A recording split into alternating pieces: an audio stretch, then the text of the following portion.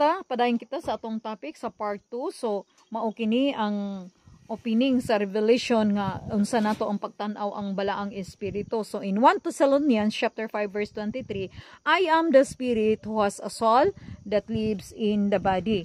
So, kita mga igsuon, isip mga human being, tulo ka aspect.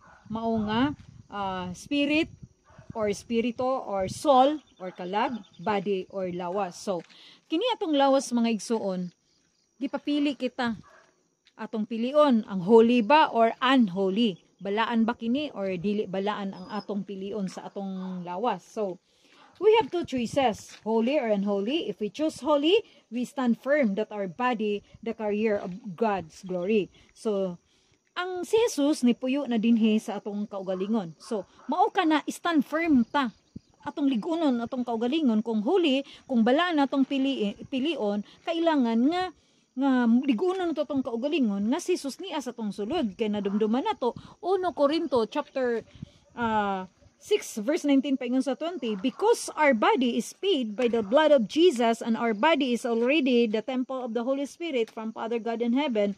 Ang Holy Spirit will control our body, not wicked spirit. Our body can train by the Holy Spirit. So kini atong lawas, ang mo-train ani mauna ang balaang espiritu, dili na tong daotang espiritu. So makaahimo na taog maayo tungod sa Holy Spirit. So ikatulong mga igsoon, 2 Corinthians chapter 10 verse 3 mga igsoon, we live in the world but we do not fight from the worldly motive. So niya kita sa kalibutan pero wala ta makig-away sa mga kalibutanon nga mga tumong mga igsoon. Busa nga atong suklan ang mga dautan nga buhat, dili nato ni buhaton. Ang pagsukol is dili pagbuhat sa kuan kay ang atong gipili holy man. So ang gisuta karon sa holy ang atong gipili. So we must allow our spirit to work in our mind, not political preaching. So kung kita mag-share sa pulong sa Dios mga igsuon, ato kanang i-allow nga ang Espiritu Santo may magmando sa atong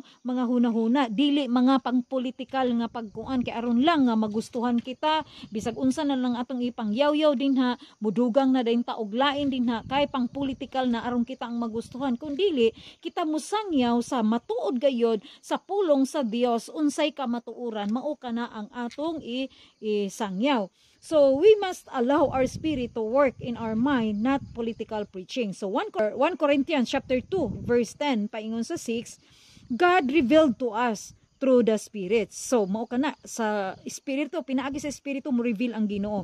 For the Spirit searches everything. So, ang Espiritu mo, kuan ka na siya, mo search sa atong kasing-kasing, bisag unsa pa ka na, even the hidden God's purpose, bisan pa ang mga tinaguan, unsay purpose sa Ginoo alang ka natong tanan, bisan nakatago pa kana paapang tutulan kita sa balaang espiritu. So number 5 sa atong i-share nga word of God is 1 Corinthians chapter 6 verse 17, who joined himself to the Lord because spiritually one with him. So kung kita mo join or makig-usa diha kang Kristo spiritually, when we sin, we are acting not ours. So, but we're acting like fake sinners, sin nature. I want not identifying anymore.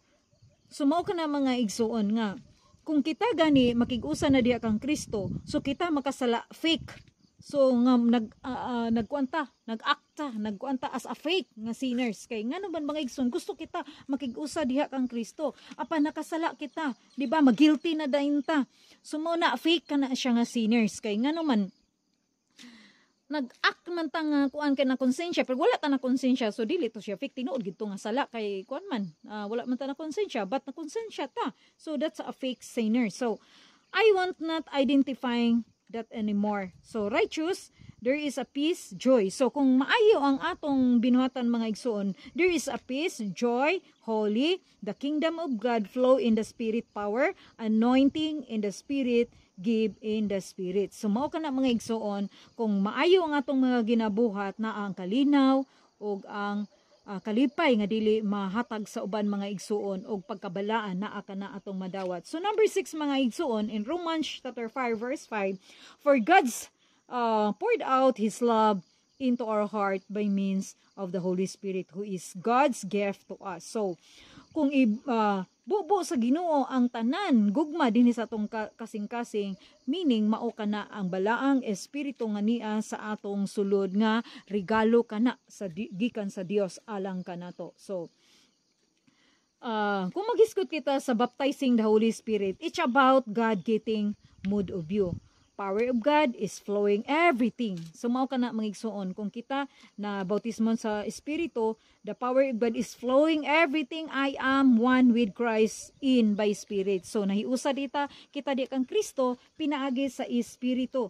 Nga nag-flow, kuan gid sa tong kaugalingon ang Espiritu. Mao ka na nga nakabuhat kita og maayo. So, the revelation when that which we know, our spirit, manifests in our carnal understanding. Mao kana mga igsoon, mag-manifest gid kana mga igsoon ang maayo sa tong kaugalingon pag nakig-usa kita diha kang Kristo. So, thank you Jesus. Hallelujah. Thank you Lord.